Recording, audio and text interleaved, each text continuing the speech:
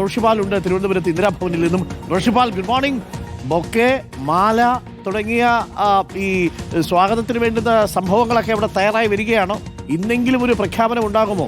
യഥാർത്ഥത്തിൽ ഈ മത്സരത്തിന്റെ ആഘോഷം ആദ്യത്തെ ദിവസം കഴിഞ്ഞാൽ പിന്നീട് ശ്മശാന മൂകതയായിരുന്നു. പിന്നെ ആകെ ഒന്ന് ഇളകിയത് നിരീക്ഷകർ വന്നപ്പോഴാണ്. KPCC ഇന്ദിരാഭവനിൽ നമ്മൾ ഇന്ന് ഒരു വലിയ ആഘോഷത്തിനുള്ള സാധ്യത കാണുന്നുണ്ടോ? എപ്പോഴത്തേക്കാണ് പ്രഖ്യാപനം വരുമെന്ന് പ്രതീക്ഷിക്കുന്നത്? ഇന്ദിരാഭവനിലുള്ളവരൊക്കെ കാത്തിരിക്കുകയാണ് അല്ലേ Roshipal? Very good morning doctor Arunkumar. ഇന്നലെ രാവിലെ ഏതാണ്ട് 6:30ക്കാണ് ഞാൻ ഇന്ദിരാഭവനിലെത്തിയത്. ഇന്നലെ ഗേറ്റ് അടച്ചിട്ടത്, ഗേറ്റ് നമ്മളാണ് തുറന്നത്. ഇന്നലെ അകത്ത് കയറി ഇന്നലെ വൈകിട്ട് ഏതാണ്ട് 8 മണി വരെ ഇന്ദിരാഭവനിൽ ഞാനുണ്ടായിരുന്നു. ഇടയ്ക്കൊക്കെ പുറത്തേക്ക് ഓഫീസിലേക്ക് പോയെങ്കിലും തിരിച്ചെത്തുമായിരുന്നു. 8:30 സംഘടനാ ചുമതലയുള്ള ജനറൽ സെക്രട്ടറി നെയ്യാറ്റിൻകര സനിലും മണക്കാട് സുരേഷ് അടക്കമുള്ളവർ ഓഫീസിന് പുറത്തേക്ക് പോയതിനു ശേഷമാണ് ഞാൻ മടങ്ങിയത്. കാരണം അവർ ഉറപ്പിച്ചു ഇന്നലെ പ്രഖ്യാപനം ഉണ്ടാകില്ല. കാരണം VM സുധീരനുമായുള്ള കൂടിക്കാഴ്ച വൈകിയതോടെ എല്ലാവരും പിരിഞ്ഞു പോവുകയായിരുന്നു. ഇനി ഏറെ വൈകാതെ എല്ലാവരും എത്തിച്ചേരും ആഘോഷിക്കാൻ. പക്ഷേ പൊതുവെ ദില്ലിയിൽ ഇത്തരം പ്രഖ്യാപനങ്ങൾ 11 മണിക്ക് ശേഷമാണ് ഉണ്ടാകാറുള്ളത്.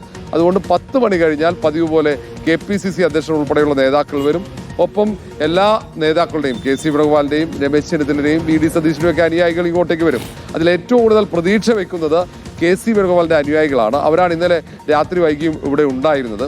ഇന്ന് ആഘോഷിക്കാൻ പറ്റുമെന്ന പ്രതീക്ഷയാണ്. ഇന്നലെ മണക്കാട് സുരേഷിനോട് ചോദിച്ചപ്പോൾ അദ്ദേഹം പറഞ്ഞത് ഇന്ന് നിങ്ങൾക്ക് പായസം തരുമെന്നാണ്. അങ്ങനെയെങ്കിൽ ഇന്ന് പായസം വെക്കാൻ പറ്റുമോ എന്ന പ്രതീക്ഷയോടെയാണ് എല്ലാ നേതാക്കളുടെയും അനുയായികളുള്ളത്.